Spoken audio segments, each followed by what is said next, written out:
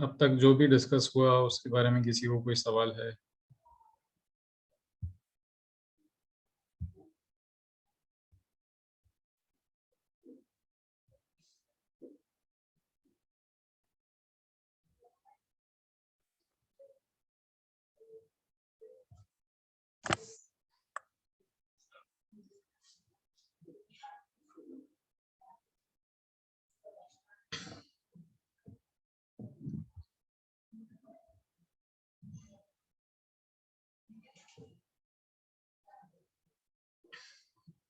Did you all understand कि ये बच्चों के साथ में करना और हम लोगों ने भी ये करना क्यों इम्पोर्टेंट है?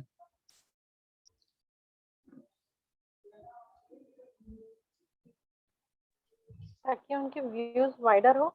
एक्चुअली मैं नहीं थी मीटिंग में क्योंकि बहुत प्रॉब्लम हो रहा था, तो मैं लेफ्ट हो गई थी और फिर मैं रिज्वाइन हो ही नहीं पाई। लेकिन फिर भी जितना मुझे समझा उसपे से, अगर हमें ये बच्चों के साथ शेयर करना है तो उनके वाइडर व्यूज डेवलप हो, इसलिए हमें ये करना चाहिए कि वो हाँ, हर एंगल से वो सोच सके। राइट। तो वाइडर व्यूज बोलने का मतलब ऐसा रहेगा कि till the time we do not have any proper proof, precise proof, you have to be open to what is happening. Basically, आप कोई भी चीज देख के ऐसा नहीं बोल सकते कि आई अग्री विद दिस। आप कोई भी चीज देख के ऐसा नहीं बोल सकते कि I disagree with this. Nor can you से कि this is good, this is bad, till the time you have not examined it properly, precisely, perfectly. जब तक परफेक्टली तो नहीं होता है, बट देन जितना भी आप उसके बारे में इंफॉर्मेशन निकाल सको दोनों तरफ से, बैलेंस्ड पर्सपेक्टिव से, तब तक के we can not develop opinions about something, और rather it would be wrong to develop opinions about something. Yes. हाँ, बहुत बार ऐसा होता है कि बच्चे कुछ तो भी देखते हैं और खुद के हिसाब से उसका अर्थ लगा लेते हैं, और फिर वो समझ उनकी चेंज करना बहुत मुश्किल हो जाता है। बहुत बार पेरेंट्स के साथ ही ऐसा होता है कि पेरेंट्स ने अगर कुछ किया है तो वो ऐसे ही है इसलिए उन्होंने मेरे साथ ऐसा किया, और फिर उनका वो व्यू चेंज करना डिफिकल्ट हो जाता है। तो अगर हम ये सब कुछ उनके साथ डिस्कस करते हैं तो शायद उनको हेल्प हो कि उन्होंने ऐसा क्यों किया होगा, वो उसकी दूसरी बाजू भी देखने की कोशिश करें। Yes, this is also an interesting perspective for this. तो जितना आपने मिस किया तो उसके लिए बेसिकली हम लोग आखिरी में मेन चीज ये डिस्कस कर रहे थे कि कोई भी इंफॉर्मेशन हम लोग को मिलती है या कोई भी चीज हम लोग अगर सुनते हैं, तो we should be able to recognise के उस चीज का कौन सा हिस्सा उसका क्लेम है। क्लेम मतलब व्हाट आर वी सेइंग। जैसे फॉर एग्जांपल ये जो स्टेटमेंट है, Ayurvedic medicine are better than allopathic medicine because they are derive from plant sources. तो इस केस में जो क्लेम है that is the first part, Ayurvedic medicine are better than allopathic medicine.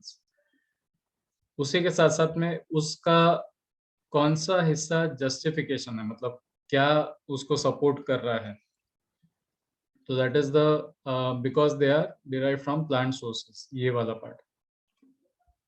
तो जस्टिफिकेशन भी जो रहता है, justification has to pass through three filters और थ्री पार्ट्स। वन इज के the justification should be sound, कि जो बोला जा रहा है वो सही है कि नहीं है। फिर क्रेडिबिलिटी, के जस्टिफिकेशन का जो सोर्स है, जस्टिफिकेशन का जो सत्य है, वो कितना डिनाएबल या अनडिनाएबल है। देन जो जस्टिफिकेशन है, once it is sound and it is credible, does it follow logically from the grounds, मतलब वो लॉजिकली उसके सारे स्टेप्स कवर कर रहा है क्या, वो क्लेम प्रूफ करने के, कंक्लूड करने के लिए। So for example in this case we discuss towards the end कि ये सही तो है कि आयुर्वेदिक मेडिसिन प्लांट्स से आते हैं, मगर प्लांट्स से आना और कोई मेडिसिन बेटर होना, उसके बीच के जो कुछ स्टेप्स है वो मिसिंग है. So that is why here the justification, even if you agree with it, you cannot say that it follows from the grounds to the conclusion. आपको एक क्लियर कंक्लूजन, मतलब वो जो क्लेम है उसके बेसिस पे आप कंक्लूजन फॉर्म नहीं कर सकते क्लियर कट, क्योंकि जो जस्टिफिकेशन है वो पूरी तरह से क्लेम को प्रूव नहीं करता. So like in this case, if I add a few more statements कि the body supports, or the body supports things that are organic, things that are derived from natural sources. And उसके साथ साथ में अगर if I give some research paper का excuse me source कि ये research paper है, इसमें इन्होंने स्टैटिस्टिकली चेक किया है कि सेम कंपाउंड सेम कंपोनेंट अगर हम लोग प्लांट से लेते हैं, सेम कंपाउंड सेम कंपोनेंट अगर हम लोग केमिकली सिंथेसाइज करते हैं, तो जो प्लांट वाला है उसका बॉडी को की तरफ रिजेक्शन रेट कम है. जो केमिकल वाला है वो कभी-कभी बॉडी एलर्जिक रिएक्शन वगैरह बताता है. अगर ये सब अगर मैं प्रूफ कर पाता हूँ तो then that becomes one step. And the second part is I have to show that allopathic medicines are derived from chemical sources. So chemical sources के क्या issues है? Now when we are talking about Ayurvedic medicines are better than allopathic medicines, are we talking about the manufacturing process? Are we talking about the effect on the human body? Are we talking about financially कि मैं Ayurvedic medicine को ज्यादा costly बेच सकता हूँ, allopathic को सस्ता बेचना पड़ेगा? मैं किस हिसाब से बोल रहा हूँ? How is it better? तो ये सारी चीजें अनक्लियर होने की वजह से we can not say that the justification is valid. ठीक है, ये समझ में आया?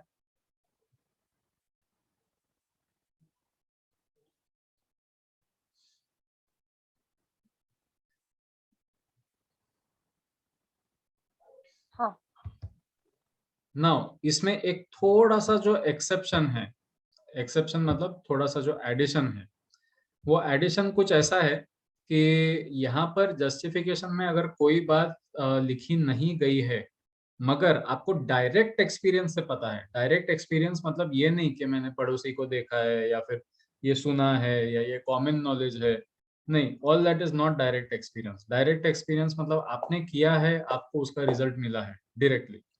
तो वो अगर कुछ है ऐसा तो आप उसमें ऐड कर सकते हैं, but then again that addition has to have a connection. तो वो फॉलो अप जो जस्टिफिकेशन से क्लेम तक है, वो वापस वो कनेक्शन बनाना पड़ेगा आपको. So in that case direct connection is admissible. Admissible मतलब आप उसमें ऐड कर सकते हैं कि this is a genuine step in the justification. For example, आपने अगर डायरेक्टली दतूरा का उबाल के लेप लगाया है एंड आपका बहुत जल्दी कोई जख्म हील हो गया है या पेन चले गया है, दतूरा नहीं, क्या बोलते हैं उसको, रुई, वो जो कैलोट्रोपिस जो रहता है. फिर दूसरा तुलसी, अगर आपने सच में तुलसी की चाय पी है एंड उससे अगर आपकी सर्दी खांसी मिट गई है, तो all these are direct experiences. तो ये आप उसमें ऐड कर सकते हैं, but then they will still be a step of the justification process. Ultimately आपको जस्टिफिकेशन को वो 3 स्टेप्स से तुलना है. ठीक है, so that clarifies this part. Then towards the ending we discussed a little bit of importance कि इसकी वैल्यू क्या है, इसका इम्पैक्ट क्या है. इसका मेन इम्पैक्ट ये है कि जो हम लोगों ने कुछ समय पहले डिस्कस किया था कि हम लोगों को ये बहुत बुरी आदत है कि हम लोग ये सोचते हैं कि arguments are very harmful, arguments में नहीं पढ़ना चाहिए, उसके मुंह कौन लगेगा। ये जो है these are very problematic ways of thinking about the situation, क्योंकि हम लोग आर्ग्यूमेंट ये जो शब्द है, ये शब्द का मतलब हम लोग गलत देख रहे हैं। मतलब we have misunderstood or forgotten what is the actual meaning of the word argument. Argument का जो कंसेप्ट है, that is basically trying to support your statement, your claim based on proof. That is argument. Argument does not mean कि सामने वाले को नीचे दिखाना. Argument does not mean to use rude language. Argument does not mean कि आप दूसरे को ridicule कर रहे हैं, मजाक उड़ा रहे हैं. An argument is basically giving proper proof of why you support what you support. आप जिस चीज को क्लेम कर रहे हो, जिस चीज को सपोर्ट कर रहे हो, उसको एग्जैक्टली क्यों सपोर्ट कर रहे हो, ये प्रिसाइसली बताना, दैट इज एन आर्ग्यूमेंट. तो ये अगर हम लोग मानते हैं and if this is turn into a process, तो automatically not just us as adults but children, the youth of this country, gradually they will understand कि the whole purpose of an argument is not to figure out who is right, but to figure out what is right. क्या सही है, ये अगर हम लोग find out करने की दिलचस्पी रखते हैं, तो we will all be well informed citizens. अभी के जैसा नहीं कि हम लोगों को पता ही नहीं है कि राष्ट्रपति कौन है और प्रधानमंत्री कौन है और संतरे की खेती कहाँ होती है. मतलब वी डोंट नो खेती होती है कि बगीचा होता है. These things which should be common knowledge at least to the people of this region, हम लोगों को नहीं पता है ये सब चीजें एज अ पॉपुलेशन, ज्यादातर मेजोरिटी ऑफ द पॉपुलेशन. तो it is necessary to do this exercise so that we come into this process of finding out. हम लोग उस प्रोसेस में ढल जाते हैं जहाँ पर हम लोगों को इन सब चीज़ों की जानकारी रखना महत्वपूर्ण लगता है. We feel that these are important things. Okay, so any questions in this so far?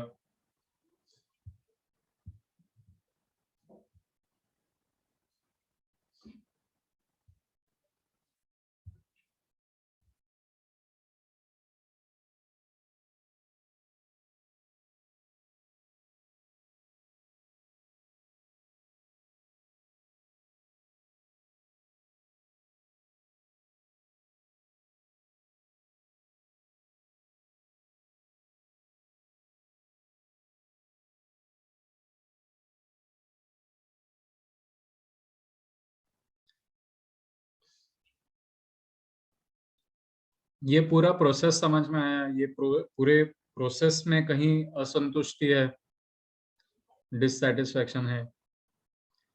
Because this is a scientific process, it's plain and simple. यहाँ पर कोई अग्रीमेंट और डिसअग्रीमेंट का कुछ सवाल ही नहीं आता है. If you basically disagree with this, it means it means you support irrationalism. It is that clear.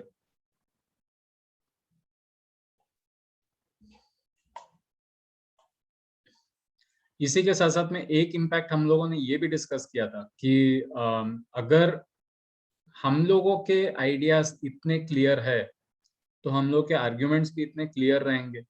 And arguments अगर इतने क्लियर है, तो हम लोग की फिलोसफी भी उतनी क्लियर रहेगी. हम लोग की जो प्रिंसिपल्स है वो उतने क्लियर रहेंगे, उतने स्ट्रांग रहेंगे. इफ आई से कि आई एम एन एनवायरमेंटलिस्ट और मैं वुडलैंड के जूते पहन रहा हूँ जो लेदर के जूते हैं, मेरा वॉलेट भी लेदर है, बेल्ट भी लेदर है, तो मैं किस बात का एनवायरमेंटलिस्ट हूँ? अगर मैं बोलता हूँ कि मैं फॉरेस्ट को प्रोटेक्ट करना चाहता हूँ और इधर उधर तंबाकू खाते खाते उसके पैकेट फेंक रहा हूँ, ये सब कर रहा हूँ, तो how am I an environmentalist, how am I supporting the forest?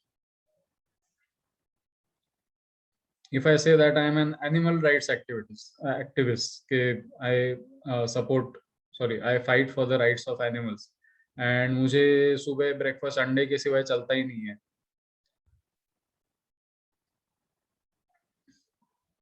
मैं जहाँ से दूध लेता हूँ वहां पर इतनी ज्यादा एनिमल क्रुएल्टी है कि गाय को, बैलों को एकदम ऐसे जो उनका फीडिंग रहता है उसके वहां से 15-20 सेंटीमीटर की दूरी पे गला बांध के रखते हैं ताकि उनको ऊपर भी ना देखते आए। तो हाउ, किस बात का एनिमल राइट्स एक्टिविस्ट हूँ मैं?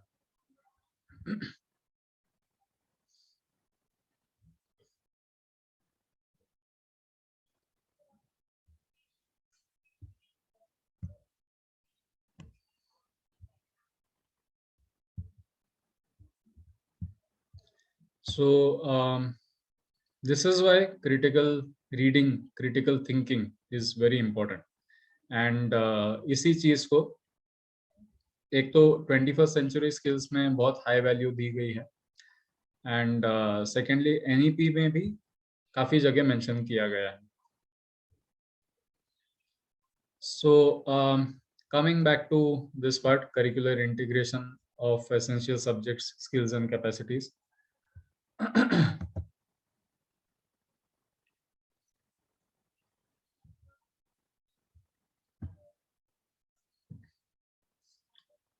ओके, तो चीजें चूज करने में तो फ्लेक्सिबिलिटी है, but at the same time जो सेंट्रल फोकस रहेगा प्रोफिशिएंसी इन लैंग्वेजेस में. हाँ, तो वो हम लोगों ने ऑलरेडी डिस्कस कर लिया है. साइंटिफिक टेम्पर में, which also we have discussed. Evidence based thinking is what we just did, जो क्रिटिकल रीडिंग था एंड क्रिटिकल थिंकिंग था. तो a large part of it is evidence based thinking. Creativity and innovativeness, इसके ऊपर भी जो flower की जैसे स्टोरी हम लोगों ने डिस्कस की थी, that was an example. Sense of aesthetics and art. Now this is related to observation and mindfulness. Normally all of us have a few common zones of what we consider as art. हम लोगों को अगर 100% अगर हम लोग के हम लोग का एक पत नहीं होता है कि आर्ट किसको बोलते हैं, मगर फिर भी काफी ऐसी जनरल चीजें होती है जिसे हम लोग आर्ट कंसिडर करते हैं. मोस्ट ऑफ अस फील के फ्लावर्स आर आर्ट, मतलब फ्लावर जब ब्लूम होता है तो it is an artistic process. Most of us feel that sunset is like art. Her sunset अलग होता है, हर सनसेट में कुछ ना कुछ यूनिक रहता है, and it's all it's something that you almost never get tired of seeing. आप कितने भी बार सूर्यास्त देख सकते हैं. सो at least when it comes to nature, most of us have a similar idea of art and aesthetics. That is because the way nature develops is how our mathematics has developed, whether we realize it or not. हम लोग realise करें या ना करें, nature के ऊपर ही mathematics हम लोगों का डेवलप हुआ है. जहाँ हेक्सागन है, सर्कल है, हनी बीज का हेक्सागन का सर्कल बनता है, सर्कल का हेक्सागन बनता है. Then we have things like the mathematical formula of forming spirals, Fibonacci sequence हो गया. ये सारी चीजें हम लोग को नेचर में दिखती है, सब जगह दिखती है. एंड ये हम लोगों ने कॉन्शियसली या अनकॉन्शियसली किसी तरह से इसको नंबर्स में बदल दिया, फिगर्स में बदल दिया, ज्योमेट्री में बदल दिया. सो एस्थेटिक्स और आर्ट का कोर कंसेप्ट सब लोगों में होता है, and that must also be included in the school curriculum. Oral and written communication, तो ओरल और रिटन कम्युनिकेशन के ऊपर और थोड़ा सा हम लोग डिस्कस करेंगे। Health and nutrition, this is also very important. हम लोग को ये पता ही नहीं है कि ओके, ऑन दिस ऑल्सो वो जो एडम रूइंस एवरीथिंग है, इसके ऊपर एक बहुत अच्छा एक बनाया था उन लोगों ने video. You can do a study on it and you can bring reference about it. तो काफी समय तक ऐसी सोच थी कि oil is what makes you fat, because oil and fat go together. हम लोग के बॉडी में जो एक्स्ट्रा खाना है वो फैट के फॉर्म में ही स्टोर होता है। That is why there was this thought कि आप जितना ऑयली खाओगे उतना आप मोटे हो जाएंगे। बट क्वाइट ऑफन वी सी कि जो मजदूर होते हैं उनका बहुत मसालेदार खाना होता है, जो विलेजेस होते हैं वहाँ पर काफी बार काफी मसालेदार खाना होता है। एंड मसालेदार खाना मतलब उसमें you have to have that much of oil to make it that मसालेदार। But they are all fit and fine, उनको तो कुछ प्रॉब्लम नहीं होती। तो ऐसा क्यों है कि सिटी के लोगों को ऑयल का प्रॉब्लम हो रहा है? So one reasoning would be के एक्टिविटी विलेजेस में ज्यादा होती है, सिटीज में कम होती है। The other is maybe our thinking may not be that right. तो चीजों को रीस्टडी किया गया, री एक्सप्लोर किया गया एंड धीरे धीरे समझ में आया कि two things. One, individual diet individual होता है। There is no standard diet in the world जो जनरल पॉपुलेशन के लिए काम में आएगा, even for 50 people, even for 100 people.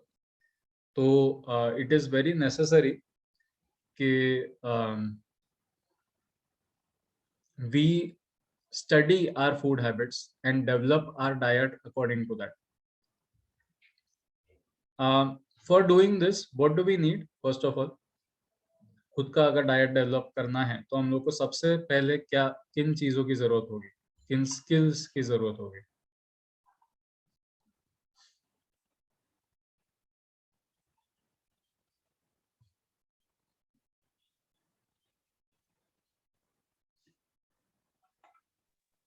सबसे पहले तो देखना होगा कि कितना फूड मतलब हमें पूरे दिन में हम कितना यूज करते हैं, मतलब हमारी कैलोरीज कितनी यूज होती है और हमें कितनी कैलोरीज की जरूरत है, उस हिसाब से Okay. हमें डाइट चार्ट बनाना पड़ेगा। हाँ, तो वो समझने के लिए हम लोग क्या करते हैं? What is the basic thing that we do to understand that?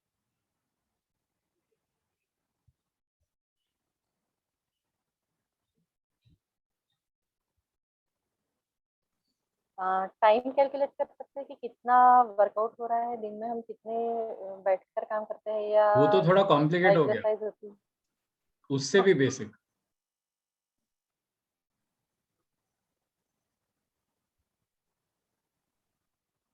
Like we do exercise.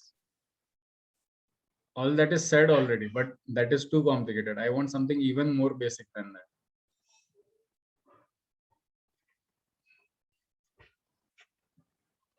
कौन से फूड में क्या कितनी कैलोरीज होती है ये सोचना। नहीं, वो भी बहुत आगे हो गया, बहुत एडवांस्ड हो गया वो। आई am talking about something very very very basic. हमारी हाइट और हमारा वेट कितना है और उसके हिसाब से कितना कम करना जरूरी है। नहीं, that is still calculating, calculation की जरूरत ही नहीं है उसमें। अनिल सर, आप कुछ बोल रहे थे? सर तेल खाना ही कम करो। Okay, that is very close to what I am talking about. खाना कम करना मतलब क्या? आपको कैसे समझ में आएगा ये कम है?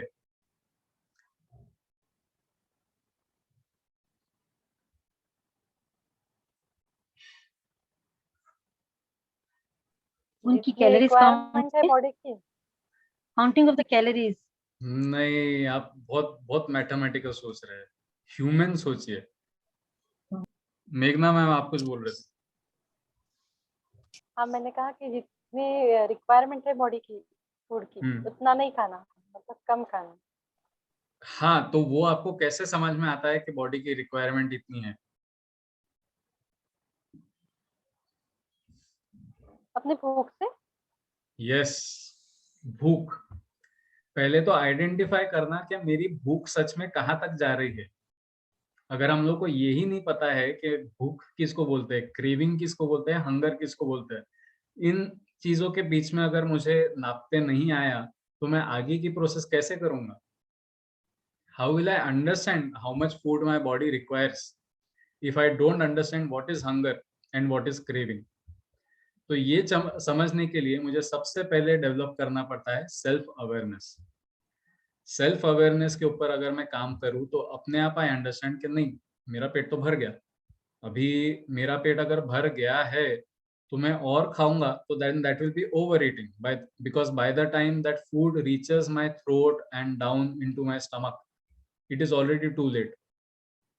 तो मतलब खाना should be approximately half to three fourth.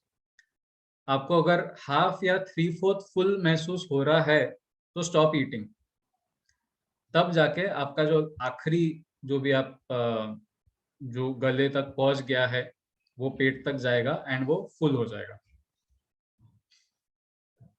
समझ में आया? Very basic. हाँ, yes.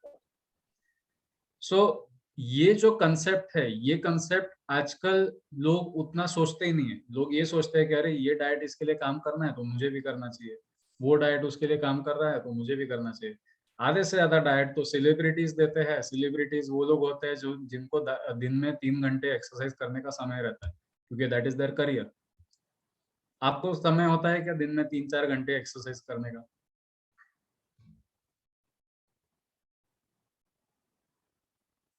Average no human. Sir.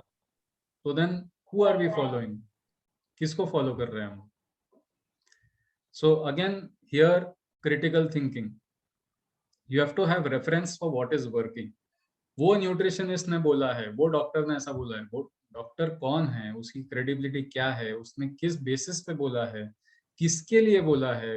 Is it going to work for somebody in living in Germany? Is it going to work for somebody living in Africa?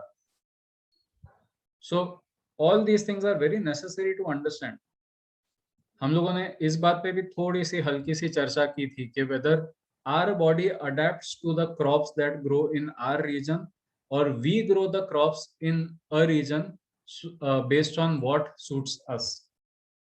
क्या हम लोग गेहूं उस हिसाब से उगाते हैं क्योंकि मुझे गेहूं सूट होता है, या मैं चावल इसलिए खाता हूं क्योंकि मेरे आसपास में चावल उगता है? सो automatically if we think in these terms, so everybody's environment is different, everybody's lineage is different. मेरे 2 जनरेशन पहले तक शायद चावल खाते थे, मैं नहीं खाता हूं। all these are important questions to think about, and not just for us but to think about it with children. बच्चों को इस प्रोसेस में एक्सक्लूड नहीं करना है, they are supposed to be included in the process, health and nutrition. So I'll give you a tip here. You can try this experiment sometime. Hunger का मतलब क्या? What is hunger basically?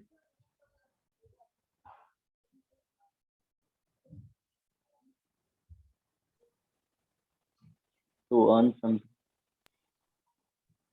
Sorry? Sir, to earn something, अपनी कुछ जरूरत को पूरा करने के लिए। जरूरत को पूरा करना या जरूरत? जरूरत। So hunger is the zarurat part, the need part. So the moment we go towards need, is need a luxury or is need a necessity? Necessity. It's a necessity. तो उसमें और कोई चीज इसलिए खाना क्योंकि it is delicious, it is tasty, उसमें फर्क है. There is a difference between these two. How will you help your body realize the difference between these two?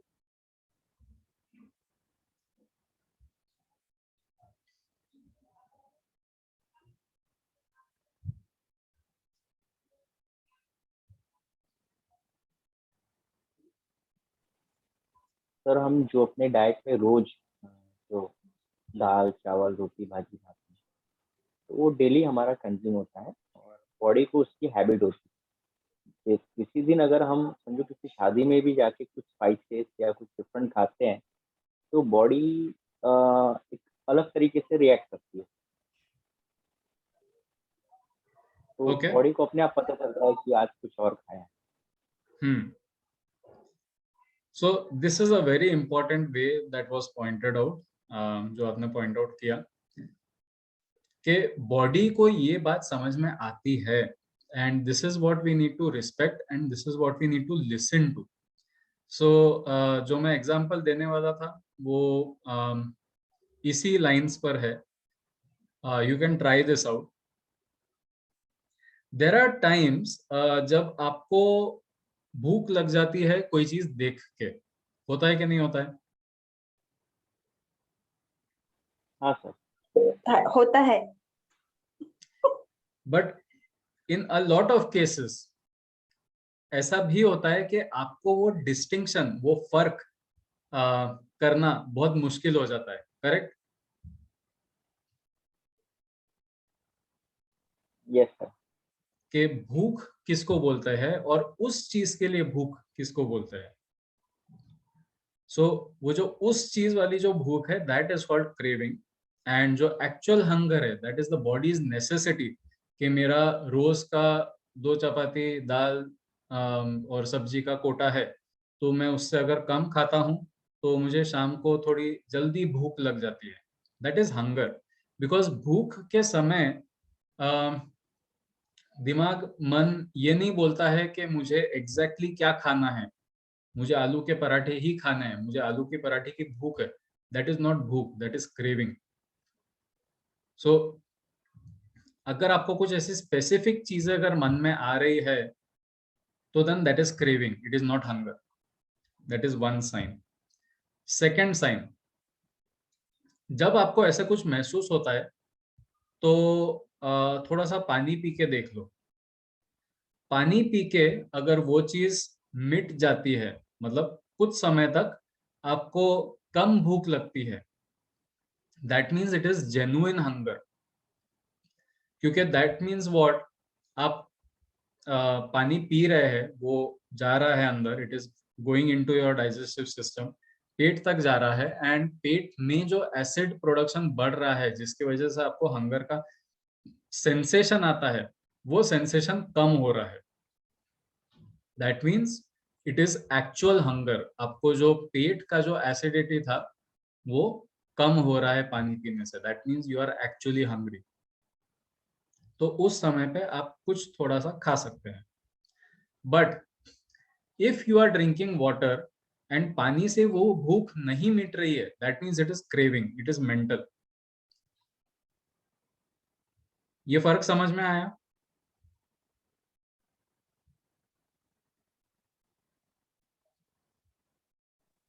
Sir reality तो ये है कि अब सब बॉडी या पेट की कोई सुनता नहीं, वो टंग जो है उसकी सब सुनते हैं. That is the reason. तो ये हम लोगों को स्कूल में खुद के साथ में ये प्रैक्टिस करके देखना है. We can try this at home. जब आपको ऐसे महसूस होता है, तो ज्यादा नहीं है ना, सिर्फ एक समय 1 गिलास पानी पीना है आपको, उससे ज्यादा तो कुछ करना नहीं है. तो 1 गिलास पानी पी के आप देखिए, अगर आपकी भूख मिट जाती है तो मतलब एक्चुअल भूख है. अगर भूख नहीं मिटती है तो मतलब वो क्रेविंग है. तो आपको सतर्क रहना है, थोड़ा सा कंट्रोल करना है आपको.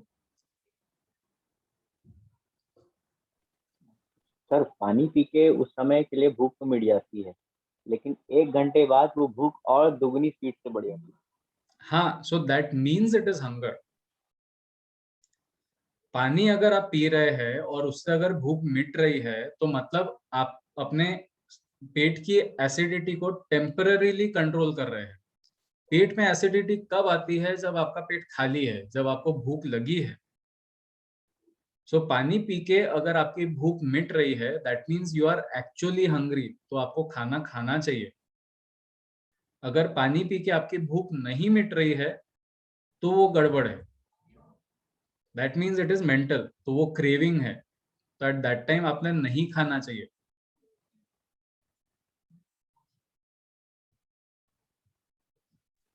Yes sir. उल्टा है, it is a bit upside down. So these kind of things, these tricks, if you know and if the children know, तो आगे जाके हम लोग एक्सपेक्ट कर सकते हैं, जो जनरल पॉपुलेशन अभी हम लोग देख रहे हैं कि इंडिया में इतने लोगों को डिप्रेशन है, इतने लोगों को हार्ट अटैक होते हैं। डिप्रेशन का और एक कारण शुगर है, कॉफी है, चाय है। These topics we did not touch, but ये जो है कॉफी, चाय, शक्कर, these are stimulants. इनको हम लोग स्टिम्युलेंट्स में गिनते हैं। स्टिम्युलेंट्स मतलब जिससे बॉडी एक थोड़े हायर रेट से एनर्जी कंज्यूम करता है, रिसोर्सेज कंज्यूम करता है।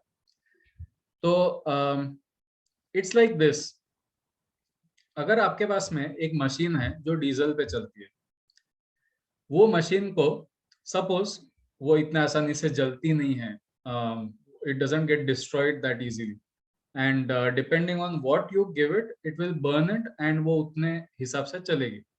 मतलब आप अगर उसको डीजल, वो मशीन को अगर आप डीजल भी दे सकते हैं, कोयला भी दे सकते हैं, अल्कोहल भी डाल सकते हैं, पेट्रोल भी डाल सकते हैं, अलग अलग फ्यूल डाल सकते हैं, एंड जो जो फ्यूल आप डालेंगे उस हिसाब से वो मशीन चलेगी। तो अगर आप बाय डिफॉल्ट वो डीजल वाली मशीन है, उस डीजल की मशीन में आप अगर पेट्रोल डालेंगे तो वो मशीन ज्यादा तेज दौड़ेगी, करेक्ट?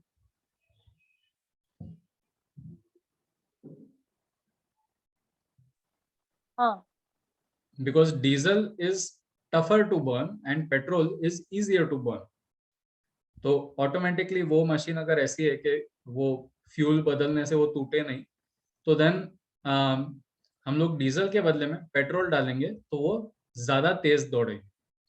ज्यादा तेज दौड़ेगी तो वो नॉर्मल से ज्यादा जल्दी गर्म होगी या कम जल्दी गर्म होगी?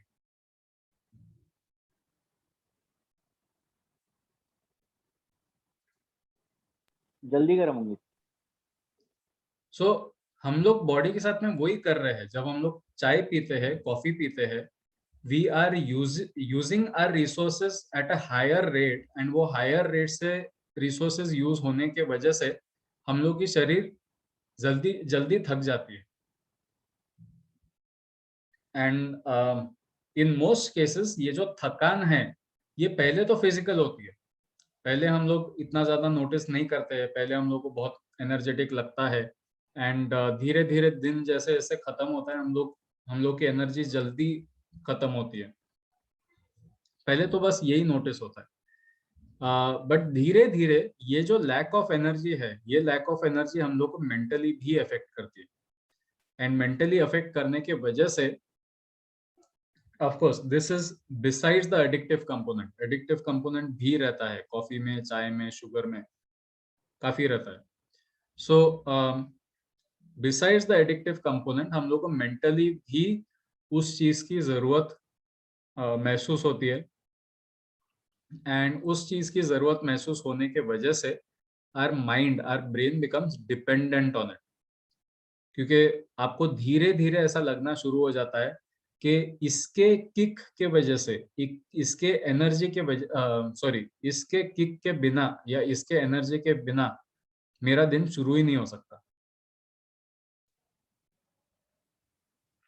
ये समझ में आया? Yes sir.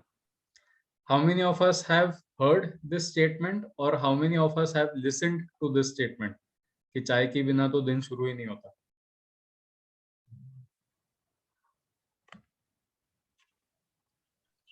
hurt this statement, sir. कारण है उसका, this is the reason why वो आपके बॉडी के एनर्जी को हायर रेट से जला रही है, और उसके वजह से आपको शुरुआत में तो एनर्जेटिक महसूस होता है, मगर बहुत ही जल्दी आपके बॉडी की वो रिक्वायरमेंट बन जाती है, एंड वो रिक्वायरमेंट बनने के कारण it becomes addictive, and addictive बनने के कारण फिर उसको छोड़ना बहुत मुश्किल हो जाता है। That is the cycle. सिर्फ कॉफी और सिर्फ चाय, one Yes. Question sir. Sir सवाल ऐसा है कि दो व्यक्ति है, जैसे कि अगर मेरी सहेली समझ लो और मैं, तो अगर मुझे भूख लगी तो मैं वो 10 मिनट भी कंट्रोल नहीं कर सकती, और कुछ लोग ऐसे होते हैं सर जिनको भूख भी लगती है तो वो 2-2 3-3 घंटे भी कंट्रोल कर सकते हैं और उन पर कुछ असर भी नहीं होता उस चीज का। और जैसा कि मैंने अपना उदाहरण कहा कि जैसे अगर मुझे भूख लगी तो मेरा किसी भी चीज में मन ही नहीं लगता। तो व्हाट वाज योर तो question? What is reason? Okay, एक तो मेटाबॉलिक रेट होता है, हर किसी का मेटाबॉलिक रेट थोड़ा सा अलग होता है।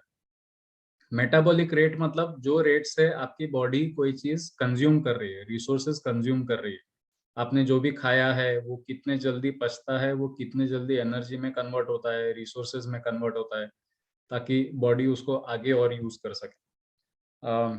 So that rate is called metabolic rate. अब मेटाबॉलिक रेट बढ़ाने के, कम करने के तरीके होते हैं। जैसे बढ़ाना अगर है आपको, तो आपके बॉडी में एक्टिव मसल्स मतलब पावर कंज्यूमिंग मसल्स जितने ज्यादा है, उतना मेटाबॉलिक रेट आपका हाई रहेगा। तो इसलिए आप देखेंगे कि जो लोग पहले से ही पतले हैं और या थोड़े से मस्कुलर है, वो लोग अगर थोड़ा ज्यादा खा ले इधर उधर तो उनका वजन इतने आसानी से नहीं बढ़ता है, मगर जो ऑलरेडी मोटे हैं वो अगर और थोड़ा सा खा ले तो उनका बहुत आसानी से वजन बढ़ जाता है। बिकॉज अगर ऑलरेडी आपकी बॉडी लेजी है, अगर आपकी बॉडी ऑलरेडी स्लो है, तो उसमें अगर आप ज्यादा खाएंगे तो वो तो स्टोर हो जाएगा, वो यूज नहीं होगा। अगर मुझे अपने बॉडी को अगर एक्टिव बनाना है तो उतने मेरे बॉडी में मसल्स एक्टिव रहने चाहिए। तो हम लोग जो जिमिंग करते हैं, हम लोग जिम मसल लॉस के लिए नहीं करते हैं, हम लोग जिम करते हैं वेट लॉस के लिए नहीं करते हैं, हम लोग जिम करते हैं मसल्स बढ़ाने के लिए, ताकि ज्यादा मसल्स से ज्यादा एनर्जी कंज्यूम होगी, ज्यादा खाना हजम होगा, ज्यादा फैट कंज्यूम होगा। That is the purpose. So if your body is already it already has a higher metabolic rate, तो देन आपको भूख ज्यादा लगती है, एंड बहुत स्ट्रांग भूख लगती है। अगर आपके बॉडी का मेटाबॉलिक रेट स्लो है तो आप कम खाने में भी दिन गुजार सकते हैं, and but the downside is and upside whatever higher metabolic rate रहा तो अपसाइड ये है कि आपका दिमाग तेज रहता है या फिर बॉडी तेज रहती है, वॉट। अगर आपका लोअर मेटाबॉलिक रेट रहता है तो दोनों में से एक चीज तो स्लो होगी, और अच्छी खासी स्लो होगी। जैसे दौड़ने में बहुत जल्दी हाफना शुरू हो जाएंगे, या फिर बहुत समय तक कोई ऐसे मेंटली कंज्यूमिंग चर्चा नहीं कर पाएंगे। यूजुअली जो लोग ज्यादा मोटे रहते हैं वो डिप्रेस्ड भी या मेंटल हेल्थ से भी इसलिए ज्यादा गुजरते हैं क्योंकि there is not much to stimulate their brain. जो हम लोगों ने EDSO जो डिस्कस किया था, तो नॉर्मली हम लोग अगर कुछ एक्सरसाइज का प्लान बनाते हैं और वो सच में एक्सरसाइज करते हैं तो वो डोपामिन रिलीज करने का एक अच्छा तरीका है। और वो एक्सरसाइज होते समय जो हम लोग अपने बॉडी को पेन देते हैं वो एंडोर्फिन इंक्रीज करने का तरीका है। एंडोर्फिन, डोपामिन साथ में जब एक्ट करते हैं, even individually they give you happiness, मगर साथ में जब करते हैं तो they give you more happiness, because आपके बॉडी में, आपके ब्रेन में वो इस तरह से ट्रांसलेट होता है कि आपने कुछ तो टारगेट बनाया और वो टारगेट अचीव किया, सक्सेस। तो इसलिए वो आपके ब्रेन को रिवॉर्ड देता है, खुशी के तरह, सॉरी खुशी के फॉर्म में। So this is how the body and the mind work. तो इट इज एब्सोल्युटली नॉर्मल कि आपको अगर भूख लगती है तो बहुत स्ट्रांग भूख लगती है, एंड जेन्युइन भूख होती है, and it is very normal for the other way around also, कि लोग होते हैं जिनको भूख लगती है बट देन वो भूख टाल सकते हैं बहुत समय तक। Ultimately it's all a matter of body awareness and control, both, दोनों भी। क्योंकि ऐसा नहीं होना चाहिए कि आप आपका कंट्रोल एक्सर्ट करने की कोशिश कर रहे हैं, like after listening to this if you decide कि थोड़ा सा अगर हम लोगों का ब्रेन पर और बॉडी पर दोनों भी ज़्यादा कंट्रोल रहे, तो then you should be able to have that much of control over your body, कि अगर आपको इतनी ज़्यादा स्ट्रांग भूख लगती है तो भी आप में अगर उतना कंट्रोल है कि आप अपने दिमाग को फिर भी दौड़ा सकते हो, if you want to exercise that. तो at the same time you need awareness also, कि कहीं ऐसा नहीं होना चाहिए कि आपका मेटाबॉलिक रेट इतना हाई है कि वो कंट्रोल सीखने में आप अपने आप को फिजिकली डैमेज कर रहे हैं थ्रू एसिडिटी, थ्रू व्हाटएवर उसके जो प्रॉब्लम्स है। क्योंकि कुछ लोगों का होता है like physically it's a need कि जैसी भूख लगे वैसे खाना पड़ेगा, एंड कुछ लोगों का ऐसा नहीं होता है।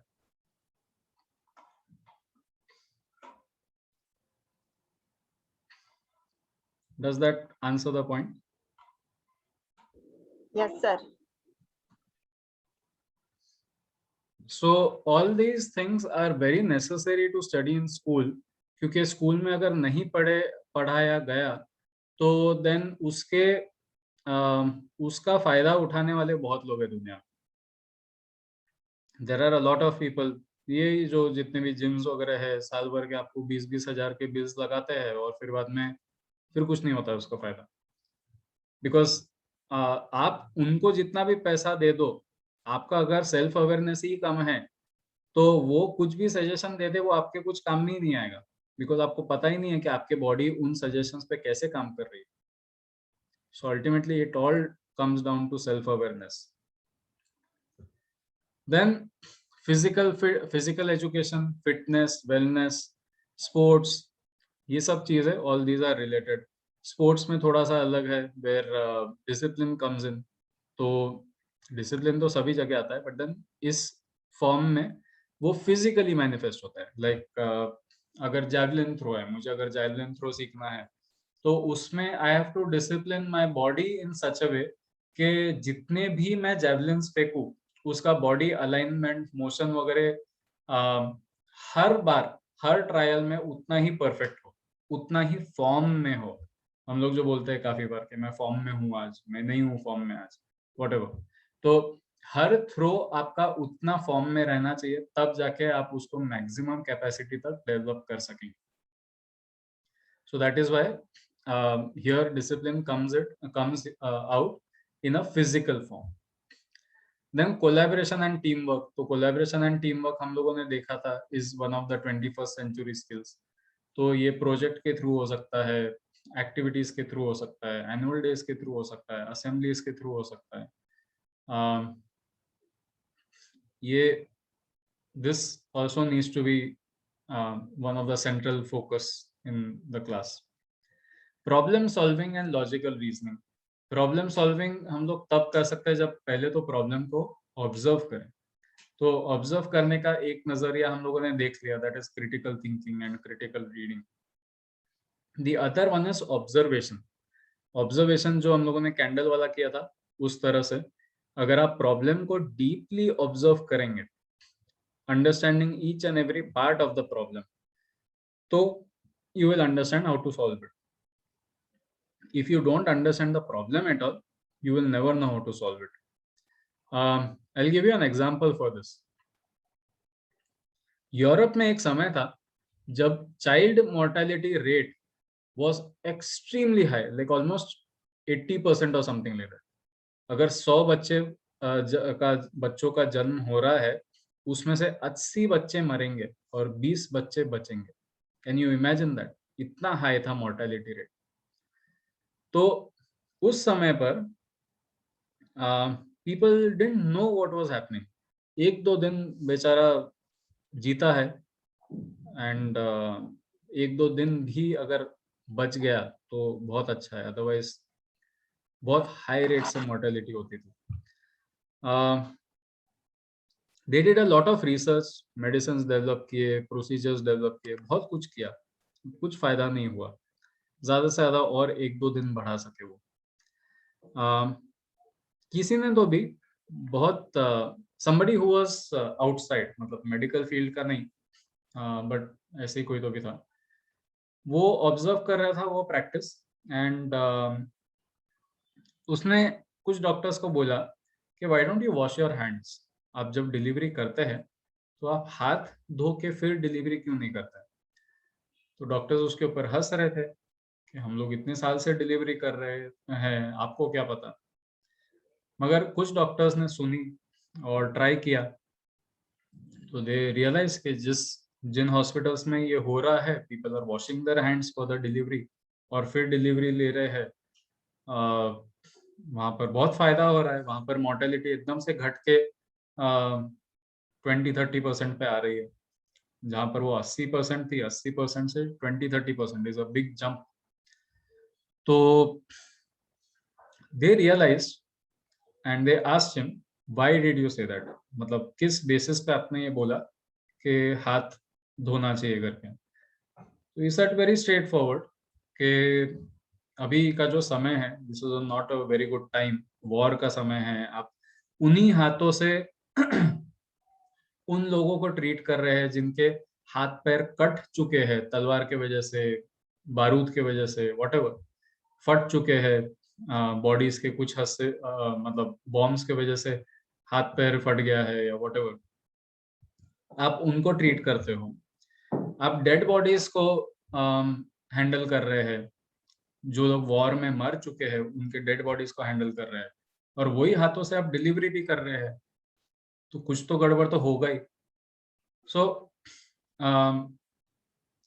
उन हाथों से अगर आप इतने सारे लोगों को छू रहे हैं, and if you are handling a newborn baby with the same hands, तो उन हाथों में तो उतने जर्म्स है, उतना इन्फेक्शन है.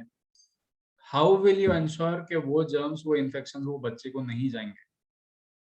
तो बस एक हाथ धोने की वजह से इतने सारे बच्चे मर रहे थे.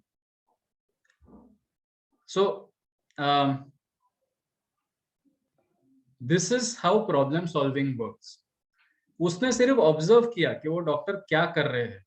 उसका कुछ मेडिकल क्वालिफिकेशन वगैरह कुछ भी नहीं था. बस उसने देखा और उसको समझ में आया एंड उसने बोला. एंड वहां पर जिन डॉक्टर्स ने लॉजिकल रीजनिंग की, उनके बच्चे बचना शुरू हो गए. जिन्होंने लॉजिकल रीजनिंग नहीं की, जो ईगो पे ले रहे थे कि ये बिना मेडिकल के डिग्री वाला मुझे कैसे क्या सिखा रहा है, उनके हॉस्पिटल्स में अभी भी बच्चे मर रहे थे. उनके कैंप्स में, मेडिकल कैंप्स में अभी भी बच्चे मर रहे थे. This is problem solving and logical reasoning.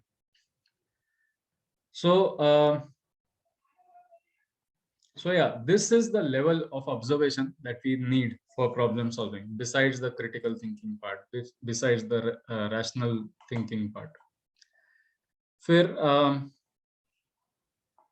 फिर वोकेशनल एक्सपोजर. वोकेशनल एक्सपोजर का यहाँ तो नहीं लिखा है, मगर थोड़े आगे लिखा है कि, and we discuss this also a little bit.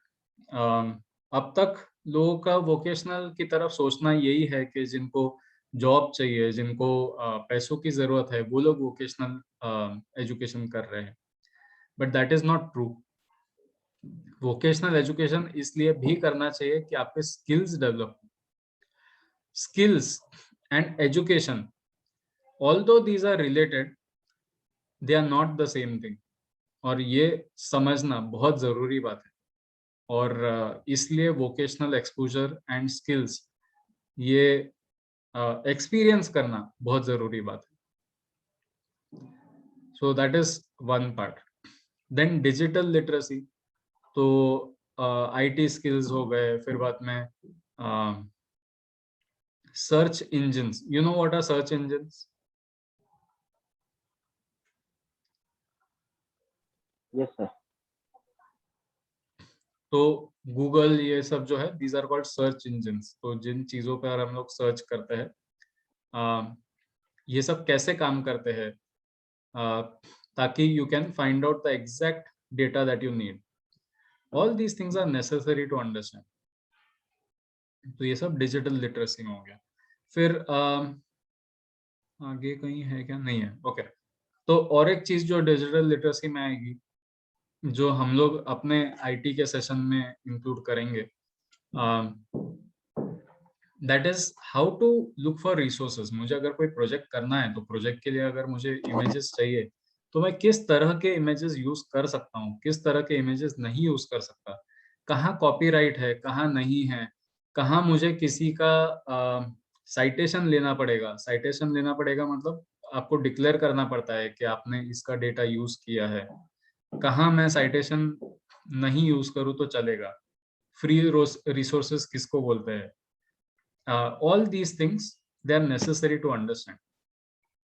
धीरे धीरे हम लोग ये जो बाइबल में जो 10 कमांडमेंट्स थे, thou shalt not kill, thou shalt not steal, ये सब जो चीजें है, धीरे धीरे यू विल अंडरस्टैंड कि ये डिजिटल वर्ल्ड में भी अप्लाई होते हैं. There are a lot of people जो घंटों काम करके कुछ ना कुछ बनाते हैं, क्रिएटिव्स बनाते हैं, इमेजेस बनाते हैं, जो वो इमेजेस और वो क्रिएटिव्स फ्री में भी ये दे देते हैं कि आप यूज कर सकते हैं. और बहुत छोटी सी चीज मांगते हैं, बस मेरा साइटेशन डाल देना हो कि we used this image from this person. और it's not a very big thing, right. जिस व्यक्ति ने इतने घंटे लगा के वो इमेज क्रिएट किया है, जिस व्यक्ति ने उतने घंटे लगाकर वो फोटो खींचा है, वो सिर्फ यही मांग रहा है कि आप सिर्फ एक्नॉलेज कर देना कि आपने ये यूज किया है करके. So all these things are these things are necessary to know, because this is digital ethics and ये चीजें कोई पढ़ाता नहीं. Then कोडिंग के ऊपर इतना रेज चल रहा है कि बच्चों ने कोडिंग सीखना चाहिए वगैरह ऐसा वैसा. इसके लिए पहले तो ये समझना जरूरी है कि कोडिंग होता क्या है and why should it be taught in schools and how should it be taught in schools. अभी जो ये लोग जो वाइट हैट जूनियर वगैरह जो है, ये इसका बहुत फायदा उठा रहे हैं. Have you heard of white Hat junior? हाँ सर, ऐड आती है टीवी पे. तो ऐसे बहुत सारे कंपनीज है, ब्रांड्स है जो इसका फायदा उठा रहे हैं. डिजिटल लर्निंग के बहुत सारे ब्रांड्स है जो इसका फायदा उठा रहे हैं. कोडिंग पता रहने का, ना पता रहने का, डिजिटल एजुकेशन का, things like that. That is because we don't understand the depth and concept of things like coding. See, putting it in very short and simple terms, coding का कैसे काम होता है and why is it so important to understand. अगर आप कोई language में, suppose English में, you write a set of perfect instructions और आप किसी व्यक्ति को दे देते हैं एंड वो व्यक्ति को वो इंस्ट्रक्शंस एग्जैक्टली वैसे के वैसे फॉलो करना है. वहां पर अगर आपने एक आधा कोई फ्रेज डाल दिया मतलब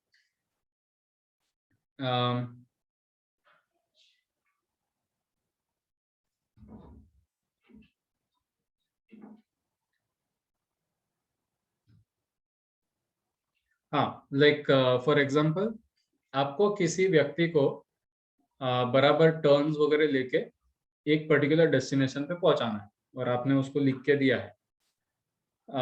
और वहां जो इंस्ट्रक्शंस है उसमें से एक पैच ऐसा है जहाँ पर उसको थोड़ा सा लंबा चलना पड़ रहा है, तो वहां पर आपने लिख दिया कि walk a while before turning left. अब यहाँ पर वॉक अ वाइल लिखने के वजह से वो आदमी गुम हो जाएगा, बिकॉज वॉक अ वाइल मतलब क्या, उस व्यक्ति के लिए वाइल मतलब क्या, आपके लिए वाइल मतलब क्या, कितने कदम है, वो व्यक्ति का कद कितना है, हाइट कितनी है, कदम का लेंथ कितना है, तो स्ट्राइड लेंथ जिसको बोलते हैं हम लोग, ये सब चीजें अगर हम लोग को पता नहीं है तो वो while can be a very dangerous thing. वो दूसरे गली में चला जाएगा या whatever. So that is how coding works. आप दूसरे किसी लैंग्वेज में, not in English, maybe C plus plus, C sharp, Java, कोई भी है, पाइथन, तो इन लैंग्वेजेस में आप एक कोड तैयार कर रहे हैं, एक set of rules, set of instructions तैयार कर रहे हैं, एंड जैसे ही आप उसको रन करते हैं तो वो इंस्ट्रक्शंस फॉलो होते हैं, एंड वो इंस्ट्रक्शंस में कहीं कुछ गड़बड़ हो गई तो वो प्रोग्राम क्रैश हो जाता है। It's as simple as that. तो कोडिंग अगर आपको पता रही तो आप कंप्यूटर का कुछ करवा सकते हैं। Like I can make a software where you provide me 2 numbers, 2 number आपने प्रोवाइड किए, वो 2 नंबर मैं एक्सेप्ट करता हूँ, एंड उस डायमेंशन का एक स्टार का रेक्टेंगल बनाता हूँ। So very simple program. If you give 5 and 3, तो 5:3 का एक रेक्टेंगल बना दूंगा। इफ यू गिव 4 एंड 9, तो 4:9 का एक रेक्टेंगल बना दूंगा। सो that is how coding works in very simple terms. Now, why is it useful in life? Skills wise तो ठीक है कि आपको अगर कोडिंग पता रहे, तो कोडिंग पता रहना मतलब लैंग्वेज पता रहना, एंड लैंग्वेज के लिए या कोड लिखने के लिए जो स्किल्स है वो पता रहना, तो वो तो इंडस्ट्री में, कंपनी में तो डेफिनेटली इंपॉर्टेंट है, but there is a reason why it is important in life, and why is it that most engineers and computer programmers are the people who are entering the field of education, or entering the field of spirituality, or entering the field of philosophy.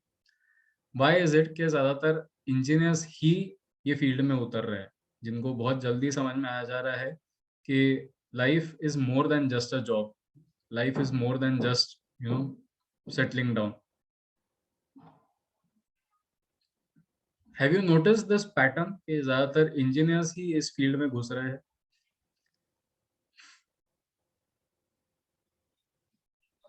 हाँ sir, वो ज्ञानवत्सल वगैरह सब engineers ही है। गौर गोपाल दास से लेके सदगुरु से लेके everyone, all of them were engineers at one point of time. तो द रीजन इज के कोडिंग करने के लिए आपको एक इतना डिस्टिंक्ट फ्यूचर का पिक्चर रहना चाहिए। जब आपका एंड प्रोडक्ट एकदम क्लियरली आपके मन में है, तभी जाके आप उसका कोड लिख सकते हैं। हाँ, 2-3 ट्रायल्स करने पड़ेंगे ताकि आपको एकदम क्लियर कट वो आउटपुट मिले, बट देन आपका अगर आउटपुट उतना क्लियर नहीं है तो आपका कोड कोई काम का नहीं है। If your output is that clear, then you can write the code. How does this translate in life? अगर मैं आपको इसी चीज को, इसी कंसेप्ट को लाइफ से पैरेलली जोड़ने के लिए कहूँ, तो इसका मतलब क्या?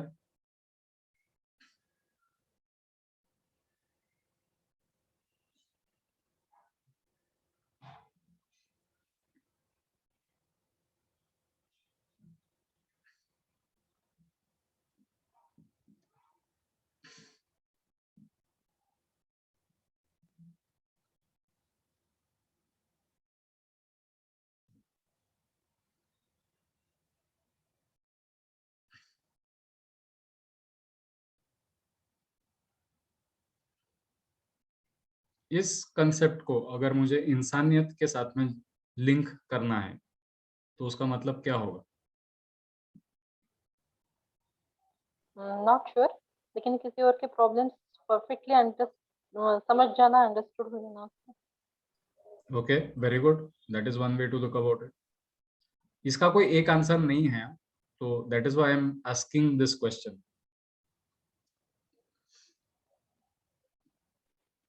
सर आपका विजन क्लियर होना चाहिए, जिस पाथ पे आप चलने जा रहे हैं। यस, वेरी ट्रू, आपका विजन बहुत क्लियर रहना चाहिए, तब आपको पाथ दिखेगा।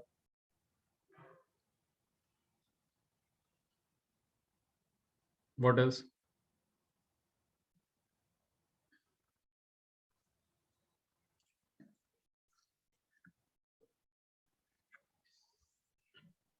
सर आपको हर सिचुएशन के लिए क्रिटिकल थिंकिंग करना पड़ेगा कि क्या सिचुएशन गुड और बैड आ सकती है और उसको कैसे सॉल्व किया जा सकता है।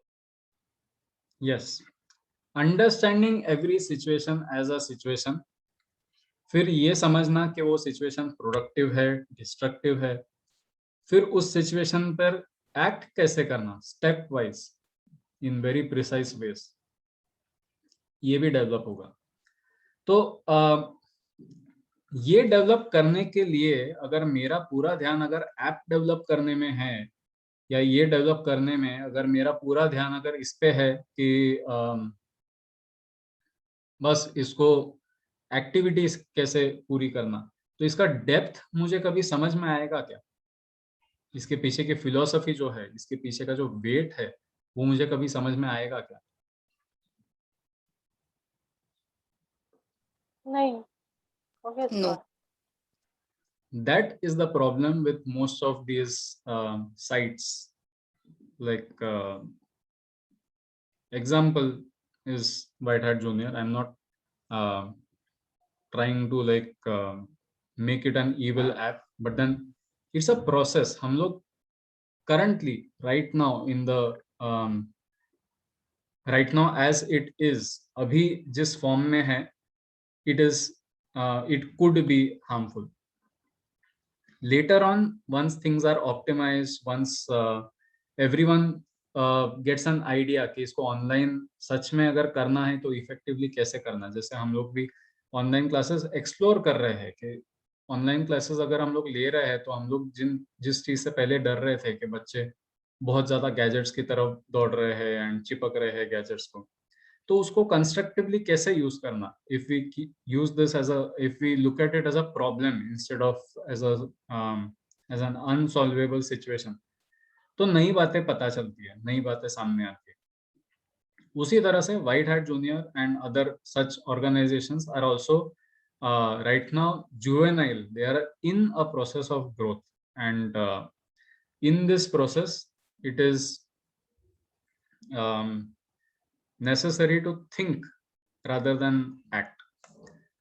तो हम लोग को इस पे और थोड़ा सा सोचना पड़ेगा कि अगर हम लोग को कोडिंग की इतनी डेप्थ अगर देनी है जो लोगों को कॉलेज के टाइम पर, कंपनी के टाइम पर आ जाती है, वो डेप्थ अगर हम लोग को स्कूल में देना है तो किसको प्रायोरिटीज कैसे करना है।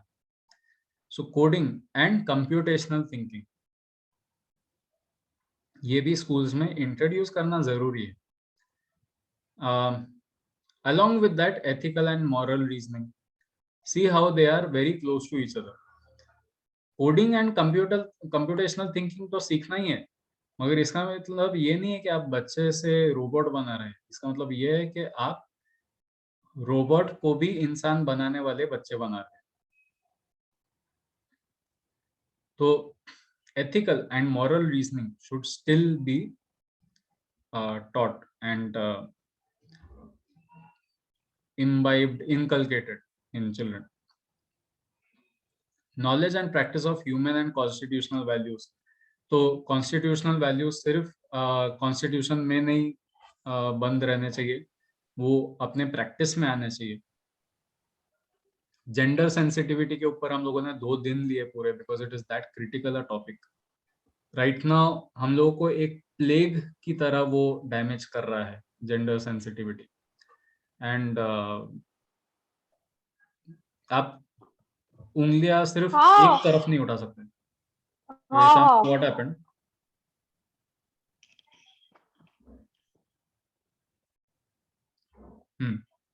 So we are in a deadlock. Deadlock मतलब हम लोग एक बीच में एक जगह पे अटके हुए। जैसे वो स्टोरी सुनी होगी ना कि एक ब्रिज के ऊपर दो बकरियां आती है, दोनों बकरियों को दूसरे तरफ जाना रहता है एंड दोनों भी स्टिंग लगा के बैठे हैं। कोई भी थोड़ा सा सरकने को या थोड़ा सा नीचे जाने को तैयार नहीं है या झुकने को तैयार नहीं। तो that is where we are right now. People are just stuck with their views. वो व्यूज का क्या बैकिंग है, क्या जस्टिफिकेशन है, क्या क्लेम्स है, क्या ग्राउंड्स है, वो किसी को देखना भी नहीं है। So in this world, it is very necessary to understand that sensitivity is more important than anything else. कौन सही है, कौन empowered है, कौन क्या है, uplift करना है, all that comes later. वो सब बाद में आता है। पहले sensitivity develop करना बहुत जरूरी है। ये सारे जो बातें हैं ना कि I was shocked at one advertisement that I saw by Madhuri Dixit. कि no doubt it was a painful advertisement and strong advertisement with very strong message, but unfortunately वो message ही गलत था। तो एक वीडियो था where they are showing how one child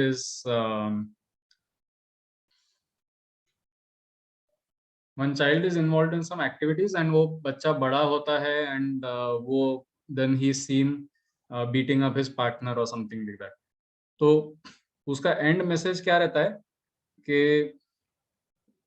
हाँ yes, तो video का इनिशियल पार्ट ये रहता है कि वो बच्चे को लड़के रोते नहीं है वगैरह ऐसा बोलते रहते हैं continuously and end of the video is के वो अपने लाइफ पार्टनर को मारता है and the partner is crying and the message is कि लड़कों को ये सिखाने से ज्यादा कि लड़के रोते नहीं हैं, ये सिखाना ज्यादा इम्पोर्टेंट है कि लड़कियों को रुलाया नहीं जाता है। Can someone tell me what is wrong with this message? It is a bold statement, no denial there, but then what is wrong with the statement?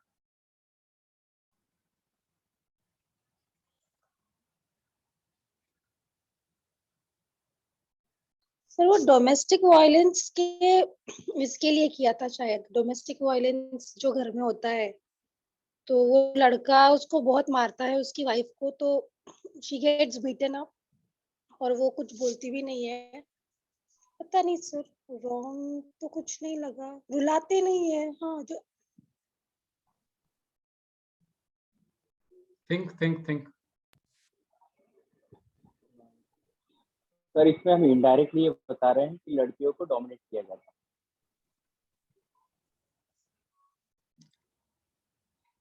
Okay yes ऐसे बता रहे हैं सर कि सिर्फ लड़कों को ही, मतलब लड़कों को ही निगेटिव कैरेक्टर घोषित कर रहे हैं और मतलब लड़के रुलाते नहीं है ऐसे टाइप में, मतलब सिर्फ मतलब लड़कों को एकदम एंटी हीरो बना दिया है ऐसे कुछ टाइप में। ठीक है, fine, we can consider that and जो अनिल सर ने बोला that is also very important point कि वहां पर लड़कियों को विक्टिमाइज भी किया जा रहा है। What else? There's one very strong point that is being missed here. Sir पुरुष प्रधान देश के बारे में उनकी सोच ज्यादा नहीं, वो तो बहुत आगे का हो गया, बट देन यस, आपने जो पॉइंट पहले बोला था वो अगर चलते रहा तो then that will happen, but there is a step before that. Can I say? Yes Shilpa, लड़कियां भी तो रुलाती है बहुत बार लड़कों को। Okay, very important. या एक्चुअली उसमें ऐड में ऐसा दिखाया गया लड़के जहां जहां रो रहे हैं तो मतलब लड़कों को रोना नहीं चाहिए, बट रियलिटी में ऐसा है कि रोना कोई बुरी बात नहीं है। अगर आप रो रहे हैं तो आपके अंदर का पेन, वो सारी चीजें जा रही है, रोना भी जरूरी है, बट ऐसे दिखाया गया कि नहीं लड़कों को रोना नहीं चाहिए, इमोशंस शायद मिसिंग हो रहे हैं वहां पे। Thank you. That was one very strong hit in the right direction. It doesn't, matlab, that is still not the complete answer, but it's a very strong point. कि यस, पहले तो ये रिकॉग्नाइज करना कि हम लोग लड़कों को बार बार बोलते हैं कि आपको रोना नहीं है. तो we have reached the part of the video which is very wrong. Why is it wrong? Sir लड़कियों को वीक और लड़कों को स्ट्रांग बताने की कोशिश की जा रही है. वीक और स्ट्रांग बताने की कोशिश की जा रही है. इसमें अगेन व्हाट इज रॉन्ग? तो now we have two parts to figure out कि ये वीडियो में जो दो कोर कॉन्सेप्ट्स है कि लड़के वीक और लड़के ज्यादा स्ट्रांग, मतलब लड़कियां विक्टिम्स और लड़के परपेट्रेटर्स, और दूसरा स्टेटमेंट कि लड़कों को रोना नहीं है, ये दोनों स्टेटमेंट्स में कौन सी गलतियां है और क्या गलत है?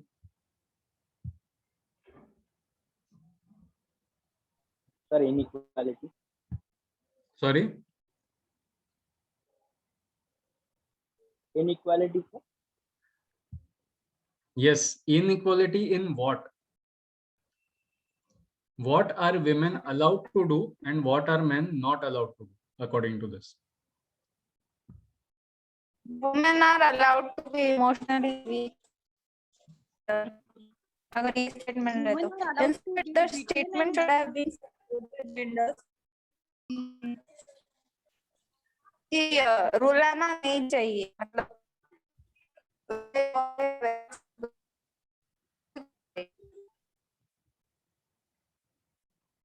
बहुत बड़ी गड़बड़ है इसमें भुवनेश्वरी मैम. आपने थर्ड चीज निकाली, ढूंढ के निकाली unintentionally. What is wrong with this video? Is crying supposed to be a sign of weakness? no. Sir That is the first thing that is wrong.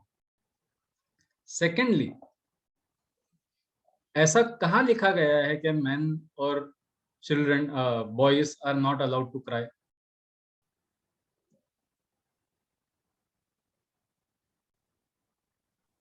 नहीं सर, कहीं नहीं. और हम लोग ऐसा क्यों सिखा रहे हैं? हम लोग ऐसा क्यों सिखा रहे हैं? No, कि we are trying to prevent domestic violence. You are talking about domestic violence, right?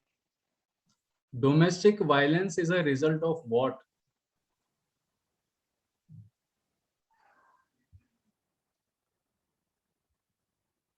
Lack Domestic of violence, emotion. man's frustration. frustration क्यों होता है? जब वो इमोशन नहीं निकलते हैं, वो एक्सप्रेस नहीं कर पाते, अपने प्रॉब्लम्स नहीं बता पाते हैं, वो खुद को, मतलब उनको सोसाइटी ने ऐसे समझा है कि man has to win the bread, he has to be strong, he has to feed his family and look after his wife and children. तो उनको ऐसा लगता है कि सब अपने ऊपर है, मतलब हमारे कोई हेल्प नहीं है, हमको जो करना है हम ही को करना है. और फिर जब वो फुलफिल नहीं हो पाता है तो उनको फ्रस्ट्रेशन होता है. अगर They fulfill, also yes, they also take each other for granted. मतलब अगर granted लिया तो they कितना भी हमने कैसा भी किया, so she or he will not leave me. उसको इधर ही रहना है, ऐसा कुछ. नहीं, वो तो बहुत बात की बात है. That is, see, granted हम लोग तब बोल सकते हैं when we recognize it and then we ignore it. But ये तो सिचुएशन उसके भी पहले की है ना.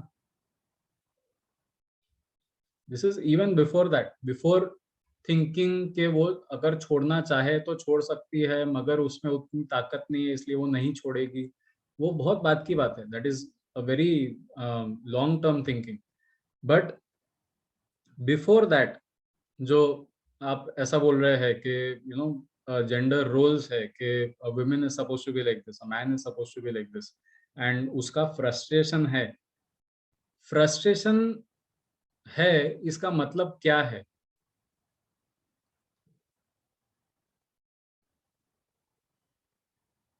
सर वो मतलब मेल्स का ऐसा रहता है सर कि उनको मतलब सक्सेस, ग्रोथ, ये सब मतलब उनके लिए बहुत मैटर करता है, मनी, सक्सेस और ये सब पर सब ठीक है। लोग सक्सेस नहीं हो।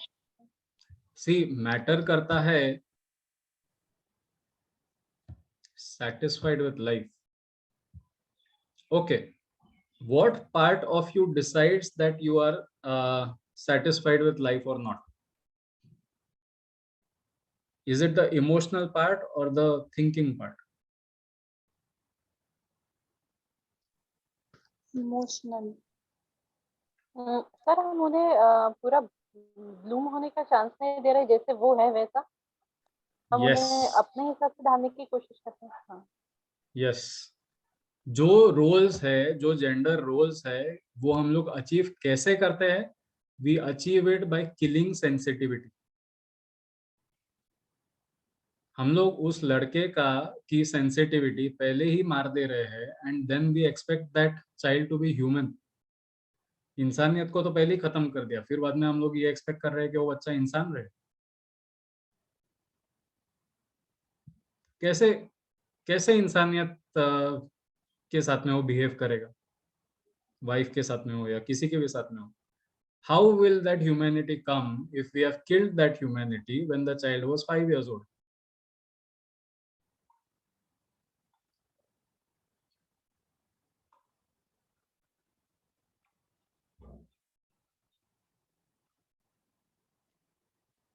Do you see now what is the problem with this video? Yes. और इसके बाद में हम लोग वापस उसका वेट उसी पे डाल रहे हैं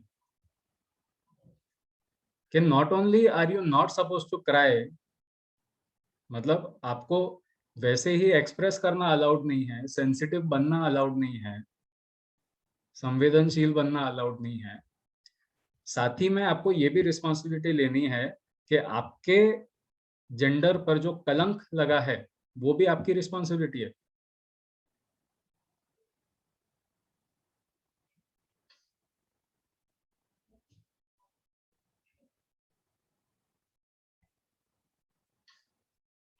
Do you see how messages like this can destroy society?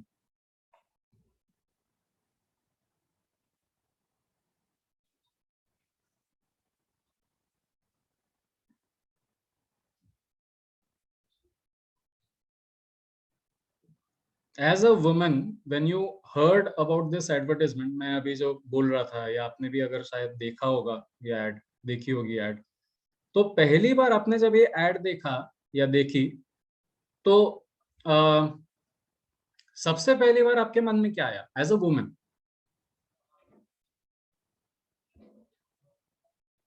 मुझे ऐसा लड़का मिला तो। See what is the problem here? As a man, when you saw this ad, what went through your mind? Sir Amitabh Bachchan का एक डायलॉग याद आ रहा, मर्द को दर्द नहीं होता।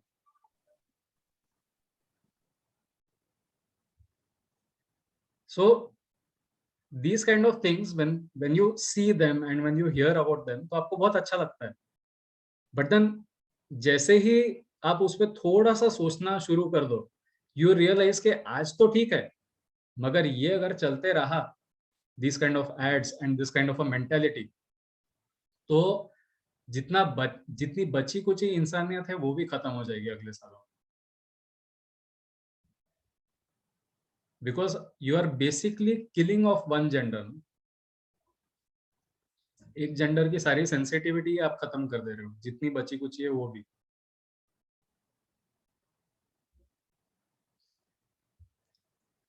So understanding gender sensitivity to its most critical aspects is very necessary in classrooms, very very very necessary, and teachers के लिए ये हद से ज्यादा important है, क्योंकि आप गिन सकते हैं कि अगले कुछ जनरेशंस तक क्लासरूम में ये बात जितनी डिस्कस होगी उतनी घर पे नहीं होगी।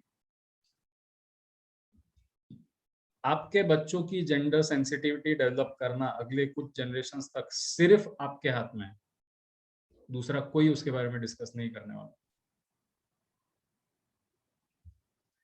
अनिल सर, आप कुछ बोल रहे थे? हाँ सर, मैं यही बात कह रहा था, कुछ टॉपिक ऐसे आते हैं सर जिसमें हम ये डिस्कस करते हैं क्लास में बच्चों के साथ कि why the female member don't having a right to take an appropriate decision regarding the birth rate or regarding the birth or the ward. तो कई बार ये प्रश्न बच्चों के सामने मैं रखता हूँ कि पहले महिलाओं को अधिकार नहीं होता था ये निर्णय लेने का कि बच्चे होने चाहिए या नहीं होने चाहिए या कितने होने चाहिए, और ऐसे बहुत सारी बातें थी। पर अभी ऐसा नहीं है, मतलब हम लोग इक्वालिटी इनइक्वालिटी के बारे में कई बार इसकी चर्चा करते हैं। बस वही बात बोल रहा था सर, आपने पॉइंट रख दिया।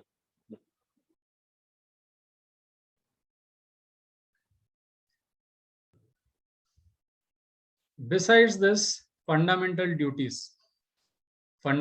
duties and fundamental rights. I don't know why fundamental rights is not increased in, included in this, but दोनों भी important है।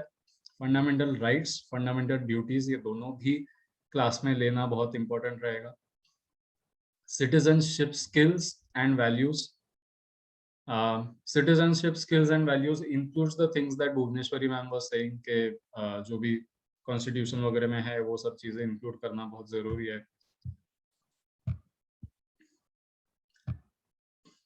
देन नॉलेज ऑफ इंडिया, तो knowledge of India is a very vague thing that is given here, but हम लोगों ने जिस हिसाब से मल्टीलिंगुअलिज्म में देखा था तो उसमें there will obviously be things like the history and culture and tradition and heritage, but उसी के साथ साथ में understanding the other part of India जो यहाँ mentioned ही नहीं है, things like wildlife, things like terrain, things like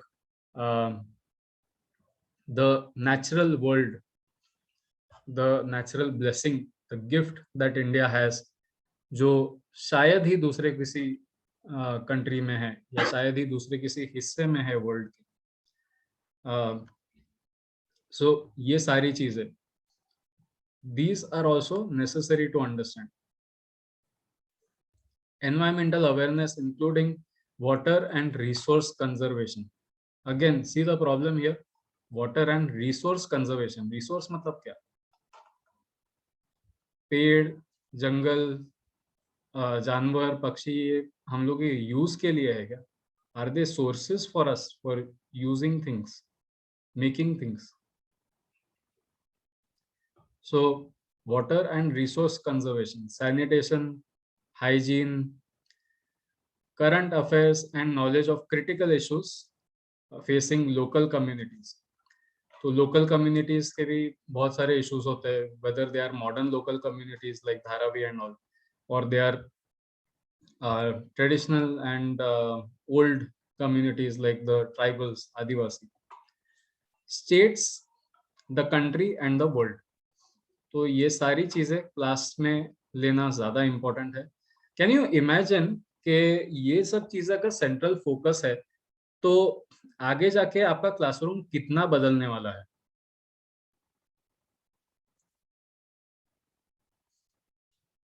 The way you teach, the way we deal with resources as in things like textbook and all.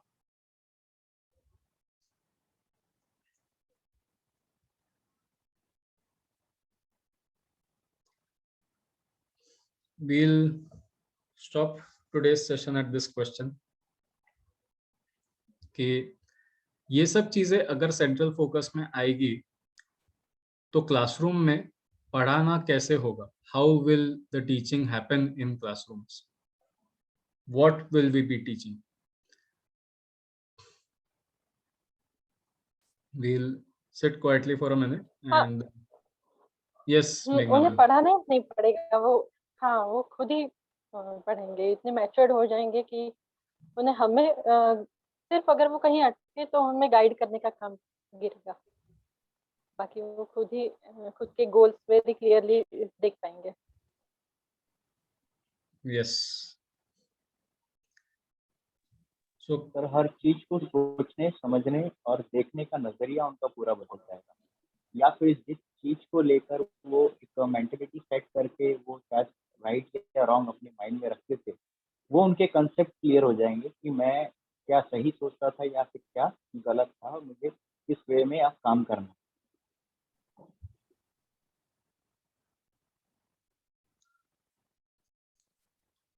So ultimately इसका impact we'll see in the country in the next 10-15 years, maybe 20 years, थोड़ा सा समय अगर लग गया तो,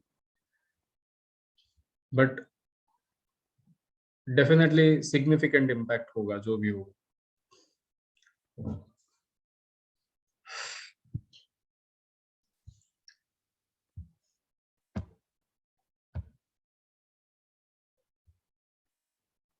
Future ready child development, yes. That too future of humanity, not just one family, not just their own self.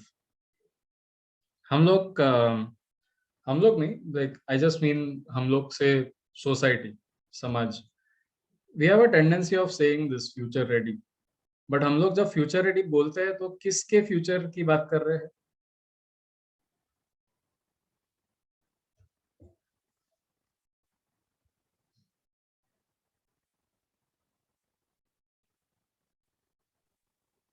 Sir बच्चों की और हमारी आने वाली पीढ़ी, दुनिया के फ्यूचर के बारे में, the whole world future. Okay, so that is ideal thinking, because normally हम लोग जब in most schools, when schools are trying to convince the parents for the admissions, they are usually talking about the child's future. बच्चा आगे जाके ऐसा बनेगा, बच्चा आगे जाके ये करेगा, things like that. All right, so unfortunately we will have to stop here and we'll have to continue tomorrow. So we'll take a pause, sit quietly for a minute, and then disperse.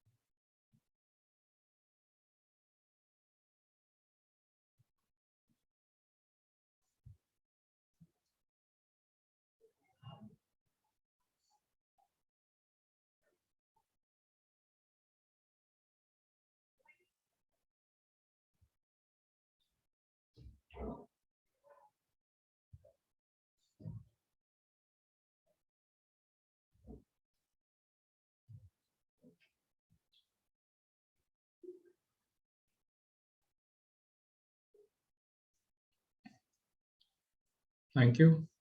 See you all tomorrow.